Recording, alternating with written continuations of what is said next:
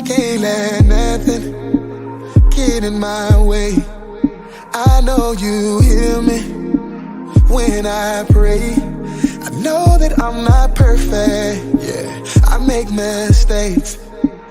I need you to be there for me every step of the way, yeah, cause there's a blessing with my name on it. Hey, you know that I need it, Lord. Show me how to get it, Lord. I'm barely eating, Lord. Trying to feed my people, Lord, yeah, cause there's a blessing with my name on it.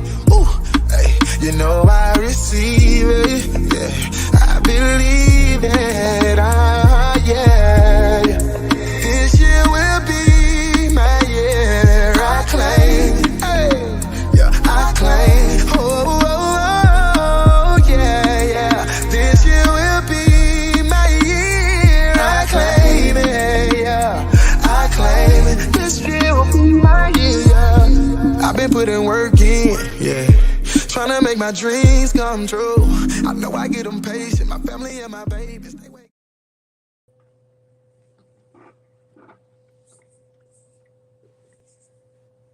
Hello, everybody.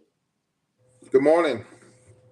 Good morning, great people, party people. It is October the 31st. Y'all, don't get tricked. Don't get tricked in this trick-or-treating season. I'm telling you, don't get tricked because it's not a treat in that trick. It's not. So stop it, stop it, stop it. But happy October the 31st. We're glad that you're here on the one and only Empowered Morning Show where we get your morning started right. Yes, so we are super excited to have not just us on this morning. I know y'all see the maleness. I know y'all see them. Angela's back. Hold on. Angela's back, so I'm gonna pass the mic over to her real quick. Listen, let me tell y'all something. I thought they'd be tripping on Mondays, but they was trying to get me on a Tuesday, but you can't hold a good girl back, right? I'm coming on through. It is Tuesday. We are excited because y'all see, as Sparkle was just getting ready to say, we have a special guest host on. And listen, if you don't remember, he was here a few weeks back and he brought the house down talking about narcissism. So if you don't know, let me introduce to you Mr. Leon Walker Jr. Leon, how are you this morning? I'm good. Good morning. How y'all doing? Hey, we are great up in this camp. Listen, I'm laughing. I said, Leon, because y'all know it's a lot to get up at 7 a.m., right, to make this thing happen. But he got on smiling, all fresh and ready to go. So I'm like, we're going to have some talk today, right? Oh, so yeah. We are glad to have you back. Super excited for the guests who may not have got a chance to hear your story last time, hear you this time. So we're not going to waste a whole lot of time. I want to go ahead and get to our next section, and then we're going to come on back so we can talk to you a little bit more about narcissism and about your testimony, and just get some information from the audience and see how they feel and get some of their questions as well. So if y'all are ready, honey, stay tuned for a dose of hope from our girl, Terry White Hicks, baby. Come on, Terry.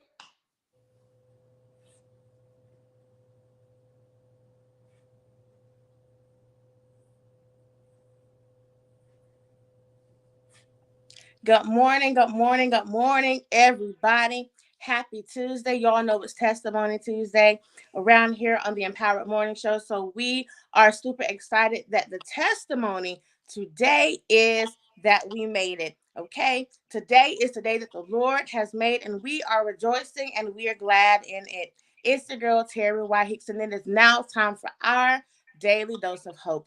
Today's dose of hope is simply this.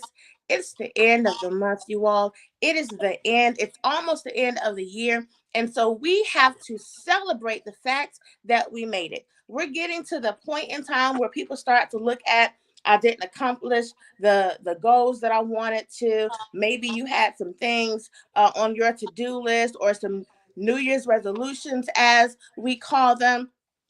And maybe you are at the point where you're realizing, I didn't get to half of the stuff on the list. Listen, it does not matter because you still have 2 months left in this year. And what we have to do today, instead of looking at all the stuff we didn't do, all of the things we didn't accomplish, all of the goals that we haven't achieved yet, instead of focusing on that, today I want you to take a moment to stop and celebrate your wins. Celebrate what you have accomplished. Celebrate what you did do. I don't care if it was one thing. Celebrate that one thing today, because the more you focus on what you have achieved, the more you focus and celebrate what you have done, the easier it will be for you to do something else. A defeated mindset has you focusing on what you haven't achieved, and then you get all down in the dumps, and then you get all depressed and sad because you didn't do what you were supposed to do. But guess what? Today, we're not falling into that. Today, we're going to be excited. We're going to be grateful. We're going to be reflective, and we're going to be grateful and celebrate what we have accomplished. This has been your daily dose of hope. And now I want you to get ready for my girl Sparkle, who's bringing Morning Mirror Talk. Good morning. Good morning. It is time to speak to self, to let self know it's okay. So what? So what? I want you to get this so what in your mind. So what? It didn't work out the way that you thought it was supposed to work out. So what? I didn't accomplish it. So what? That still does not matter. It still does not mean that God doesn't have a perfect plan for me. So what? It looks like I'm getting ready to fall. But watch out now. Hold on tight. Keep on watching. Keep on. I'm glad I have your attention, because it's not over yet. It's not over, because it's not over until God comes and take me. So since God still gets me up every single morning, this is the day. This is the day for greatness. This is the day to achieve, even when it's the small accomplishment. I want you to celebrate you. Celebrate, because you are overcomer. Yes, you are overcoming every obstacle that's in your way. So get ready for the rest of 2023 to be the best of your days. The rest of 2023 still owes you, so make sure it pays up. It only pays up if you make it pay up. Take it by force. This is the day. This has been your Mirror Talk with Sparkle. Have a blessed one. Woo, honey, y'all better make it and take it. Don't let it keep you down. I'm telling you, we are here giving you some empowerment in the morning. But today, we really wanted to bring our guest back this week, because I'm telling you, narcissism, y'all were in the comments. Y'all were saying he needs to come back. Y'all were asking questions. But Leon, since you're here this morning and we're kicking it off, I want you to go ahead and maybe share a little bit of the backstory for those who may not have caught it the first time that you were on the show.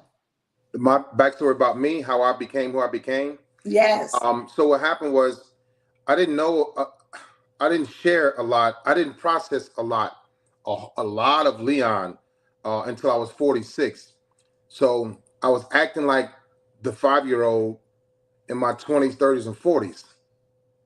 The little bad little kid. I used to be a good kid. I was a good kid at one time, and it changed as I got older. I started thinking about why my cousins molested me when I was 5, why my babysitter took my virginity at 8, why my brother made me watch porn at 7, why was my uncle touching my penis from age 10 to 12 off and on, why did I want to murder my uncle at 12, why did I have murderous intentions at 11 and 12 years old, why did I cry a lot, why did I pee in the bed a lot, why was I so angry? I didn't talk about none of this stuff until I was 46. So I held it all in from people affecting me that were already dead 30, 40 years later. They were dead and gone. So what they did to me when I was 5, when I was 7, when I was 8, when I was 10, 11, 12, when my mother discarded me at 13, it stuck with me. I should have seen a psychiatrist or a psychotherapist at 5, at 8, at 12, at 15, at 20. But I suppressed it. And then I became who I wanted to become. And it wasn't a natural thought process. It wasn't a natural growth. It's somebody that I forced my way into this demonic realm, if you will. And it felt good to start hurting people, because I became somebody that I never thought I could become. And then it felt comfortable. So now I started living in survival mode. So my cheating was survival mode. My ghosting was survival mode. My verbal abuse was survival mode. We talk about all these narcissistic terms, but we never get to the root cause of the problem. And then, well, Leon, why do you act this way? So I joined the military and I got better and I got much worse. I got taller, I gained weight, I gained muscles, I had money, I was traveling, I was worldly, I gained knowledge, I had great conversation, and so I got worse, and I didn't see it as worse. I saw it as me being better than everybody else, the grandiose type of mindset. And narcissism, look at me, look what I'm doing, I'm better than you, not wanting to listen to women, mad at my mother, hurting women because of my mother, hurting women because of my cousins, my babysitter. And so I didn't like wanting to fight men because of my uncle. So it's like either I continued being this guy, which was safe for me, or I started apologizing, being nice, and acting like a little punk, like I was as a little boy at one time. And I was like, no, that ain't gonna happen. So hence the narcissism. Woo, honey, you packed it up in that piece right there. And there's so much inside of that that I kind of want to go back and unpack, because I think for so many people, you don't think about the root cause. You don't think about how did this person become like that. Right. And when you look at the abuse that was put on you, when you look at how unsafe you felt, and like you said, it's safer when you can go out and be the person who's in control, be the person who, you know, push you first and becomes that narcissist, because that's your safe space. Right. And a lot of times we don't think about that. We're so busy, you know, looking at all of the repercussions that come as a result of that. We don't go back and find out what happened to 5-year-old Leon, because So 5-year-old Leon is still in there. Right. So when you just said we don't think about the repercussions, like we spoke about earlier, there was no fear. I didn't connect with repercussions. I was just going through life. And then I would do things well in the military and get a reprieve and be forgiven. So I was never punished. But I didn't mean to cut you off. I'm sorry. No, that's fine. And I'm kind of glad you said that about even with the military, because you know what? Sometimes, some places, that type of thought process and mentality works for you. You need to be kind of narcissistic in the military. When you come against opponents, you can take out that frustration. You can take out that anger. You can take out all those feelings of insecurity, because you're in a position now to dominate. You're in a position now that requires you to show up like that. So in essence, it kind of took who you were and probably defined it even more, because it gave you the outlet to be able to do some of the things that you weren't able to do when you were younger. Right. And so I was at war with myself because of who created me to be the little broken little boy that peed in the bed, that sucked his thumb, that cried all the time. I was at war with that little boy, but that was somebody that somebody else created. And I kind of had to tell myself that had nothing to do with me. And so in my healing, it was like, we'll talk about this though. I had to be forgiving. That was one of the hardest things for me. I wouldn't let go of my anger. Oh no, because it felt good. I was successful being angry. Man, and I'm sure a lot of people can relate to that. You know, when you sit back and think, you know, I had somebody, I attended a funeral over the weekend, and a lady's son passed away. And so, you know, the pastor was, when he was up talking, he was saying that it's okay to be angry. I think a lot of times, you know, we feel like, oh, you know, you don't need to be angry, and we try to push that down, but it's okay, because that's a healthy emotion. But as you suppress it, it's going to cause it to come out. It has to come out some kind of way. It's like when you boil in water, steam has to come out some kind of way. It's not going to stay contained in that pot. The hotter it gets, it's going to eventually boil and shoot out that little spout. So anger has to have a way to come out. If not, it's going to show up in other ways. What narcissistic people, let's speak for myself, men, anger can come out sexually too. And then when a woman likes the way you have sex with her, if you feel it and see it and know that it's anger and she likes it, you're not going to want to stop, because now you're satisfying her, which satisfies your ego. Baby, are y'all taking notes? Because, honey, he dropping some things in here for y'all to pay attention to. Come on, ladies, jump on in here and ask some questions with Leon. Regina looks like she got a whole lot to say.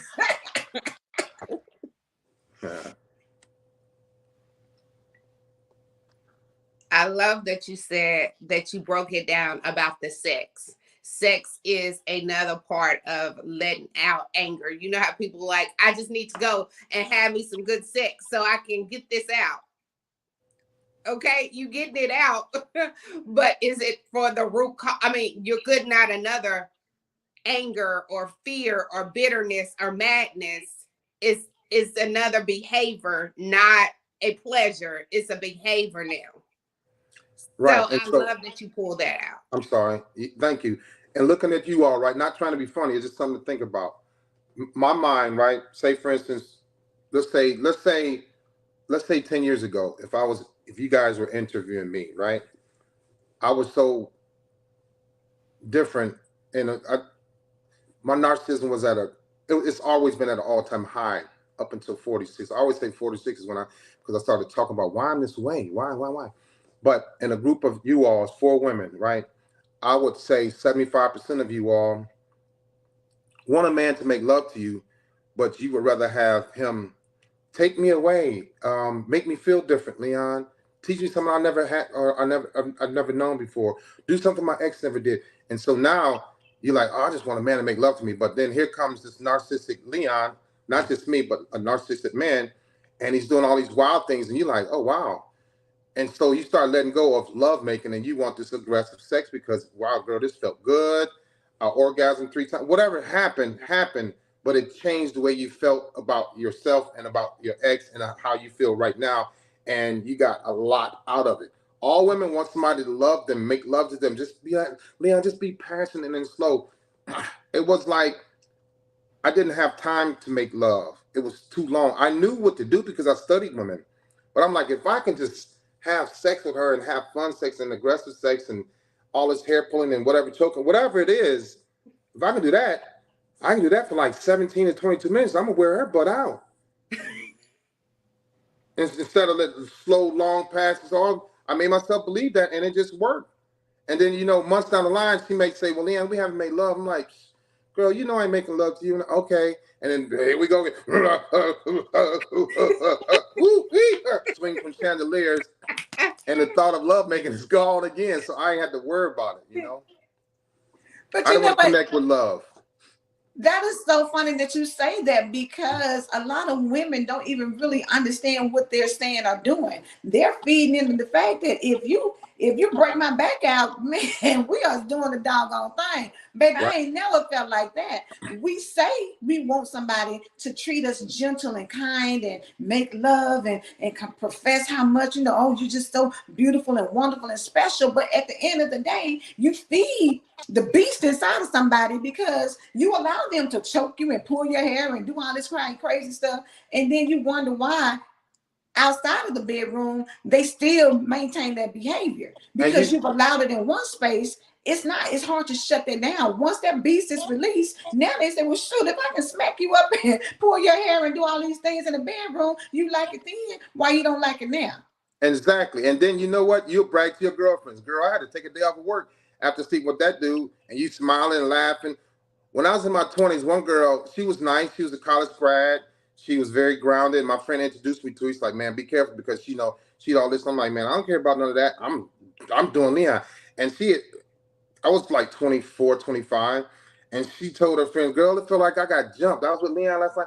And that back then, it stroked my ego. I was like, yeah, because we kept having sex. But think about it now, I'm like, damn, I was a monster. I was a beast. Like you're saying, once you unleash that beast, it also unleashes your inner beast too.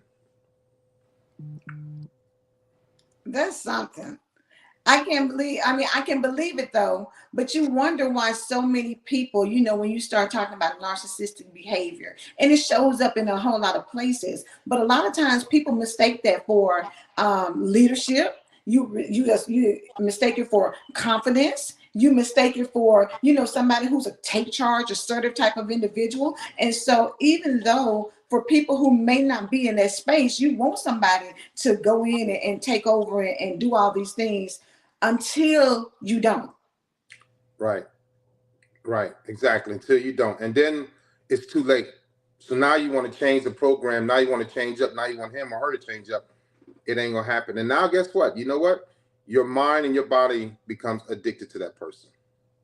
There go that addiction. addiction to the behavior. You're Yeah. addicted to the behavior. And then you take on that behavior and take it to the next person and the next person, the next person. Now it's all over. Yeah. Yeah.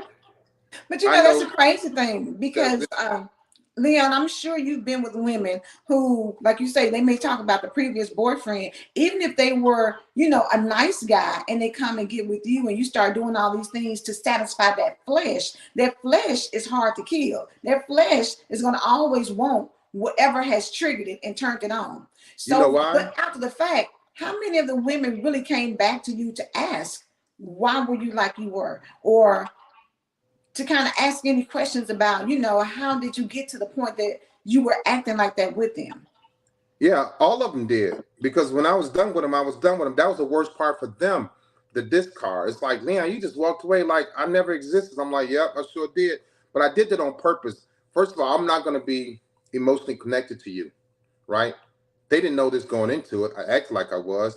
But I knew that I had to do that so that I can have an easy escape. And so afterwards, I knew that they would want me more. They would chase after me because the beast, you know, Beauty and the Beast, right? But I was a beast in a different way. But they all was wondering like what happened. And even if they were dating somebody years after or even married, they were like, Leon, why did you do those things? Why? They still want to know because you know why? I never gave women closure. I talked about closure. I did videos about closure. Narcissistic people will never give you closure because they never wanted to end. I never wanted to end because I was attached to these women. I was deeply attracted to them, but I was afraid of loving anybody because to me, love is going to hurt me. I was hurt as a kid through loving my cousins, loving my mom and dad, loving my uncle. And I guess what? Those are people that deserted me. Those are people that discarded me. So you think I'm gonna love somebody and as I gotten older? No, because I know what it feels like to be loved and lost. And I had to learn about loss at an early age. And I didn't like it. And I didn't want the reminder of it to ever come back. And so what do? I deflect. I push away. I lie. I deceive. I ghost. I gaslight. I did all those things because that was survival and safety for me. Narcissistic people have to be safe by any means necessary. And if it means hurting your feelings, watch you cry and walk away, I did that too. I don't like it now. I don't like it. I did it then and I liked it then. It was safe for me. Wow. That is a mouthful. It Right. is. But you know what? It goes back to you saying you not being able to get to the root of things. And so, you know, because people don't get to the root of what's causing their behavior, it causes them to repeat it. Yeah. Because you don't know why you're doing it. You just know it feels good, or whatever response you're getting from the other person, you enjoy that response. So then you keep repeating the behavior. So I guess I want to know, because you talked about 46 and 46. So what was the turning point? And which you mentioned this before, but just for the folks who, you know, this is the first time seeing you, what was the turning point in you trying to get to the root cause or deciding, you know what, I need to figure out what's going on here and finding out what turned me into this, Leon? Finally wanting asking that question. I want to know what turned me into Leon. And then how can Leon be different? And I knew something was wrong, but I'm not going to tell anybody that I meet. Hey, baby, you know, it's something. I have a personality disorder. You know what I'm saying? What else am I going to say after that? Because I wasn't educated on it. So I'm not going to say, hey, I got PTSD. I got narcissistic personality disorder. I got this anxiety. I have depression. Women don't want to hear that. So I hid it, and I hid it well. But it came out in my emotions when I was emotionally detached, when I didn't want to cuddle, when I don't want to hold hands. Yeah, you don't like the hug? I'm like, oh, here we go. Then I get mad. I'm like, okay, we won't talk about it. But I was like, I didn't want to hold hands. Here I'm a masculine dude, right? I'm leading people. I'm on the front line. I'm in the military. I'm making $120,000 a year. I'm big. I'm strong. But I don't know how to hold hands. There was something wrong with me. I'm like, what the hell is going on with me? So even in my last days, my military career, when the lights started turning off and the curtain started shutting and the audience was leaving, it was time for me to be alone. I was a narcissist. Listen, I don't care who you are. If you're a male, female, it don't matter. If you're Chinese, from a white guy from Alaska. If you're narcissistic, you're narcissistic. Narcissistic people do not like to be alone or left alone. They don't. They do not. I'm a 58-year-old narcissistic man. I know what it's like. And so we fight against our own selves of not wanting to be alone, being afraid of being walked away from, being afraid of being discarded. So you know what? We do it first. I knew what it felt like to be discarded and broken up with and kicked to the curb and forgotten about and called names and put down. I knew what it felt like. So if I can make you feel like that, and instead of me feeling like that, I can control your emotions instead of you controlling my emotions. Narcissistic people are not emotionally strong at all. And so anyway, and to answer your question, when you retire, you have to get a full body physical. I went to ear, nose, and throat. I went to the dentist. I went to the chiropractor. I did the neurologist. And so when you get to neurology, it's like, okay, you got to go see the psychiatrist, Mr. Walker. I was like, oh, hell no. I'm going to skip this. I'm going to just retire. So I went and took my paperwork back to my admin department. And she said, hey, Mr. Walker, you forgot to get the psychiatrist's signature. So I was like, well, can you sign that for me? Because I ain't going over there. I'm on my way out of here. But that's the best thing she did for me. She said, she did a lot for me. She said, no, you got to go back. And she was a junior person. She said, you have to go back. And so when I saw the look on her face, it's like she cared about me. And that felt good, because I didn't give people the chance to get close to me enough for me to see that they cared about me, because I didn't want to be emotionally attached to that. But she was a junior sailor, and it was okay for me to listen to her and let her tell me what to do as far as my medical condition was going on. And so I went back to the VA and I checked in to I think it was the 5th floor, the psych ward. And you pull a number and you sit down, and I'm looking around. I was hiding my face. I had my hat on, and it was like, hey, you got to remove your cover inside the building, Mr. Walker. I'm like, all right. So I'm in here with all these other people that need psychiatric help. And I'm this big, strong leader. And she called my number, Mr. Walker, 404. I'll never forget number 404. And I was like, yeah, that's me. Walked to those doors. It was cold in there. You sit down. And that's when it started.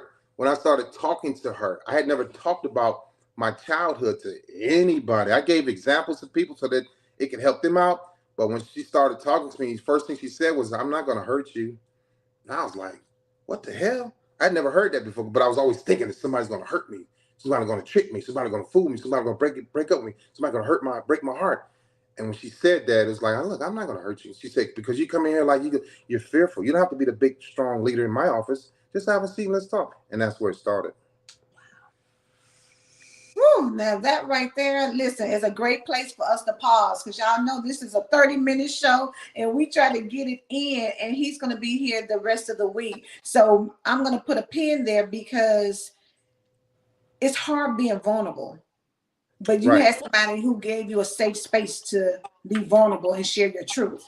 And I think that for a lot of people, when you're dealing with somebody, pay attention to how they show up. Pay attention to not what they say, but how they act. And then start getting to the bottom of it. But a lot of times you're not going to get there unless you can provide a safe space. So we're going to talk some more to Leon tomorrow. We appreciate you being here, sharing your story, talking about narcissism, because I know that probably everybody's experienced someone in their life who has narcissistic tendencies. Right. And it may just be you. Maybe you're the one who is being the narcissist in a relationship. So let's break it down this week and let's kind of get to the root of the cause. But until then, let me go ahead and shout out Reverend Pack. She's coming on behind us. If you have not tuned in to her, make sure you do so. Her devotionals are the bomb. She breaks it down.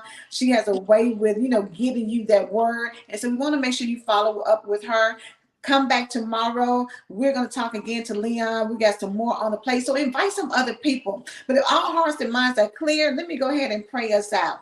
Heavenly Father, we thank you for the opportunity to get good conversation, Father God, where we can get understanding. Because you say in all of our ways, we need to get understanding. Help us, Father God, if you're dealing with this type of situation. If narcissists are in our lives, or if we are narcissists, God, help us to figure out and get to the root, God. Help us to understand and show us how to get to the root so that we can heal, so that we can forgive and we can be forgiven. In Jesus' name I pray, amen. All right, y'all have a good one. We will see y'all tomorrow. All right, bye-bye. I claim it, this year will be my year. This year will be my year. I claim it. I really believe it in my heart.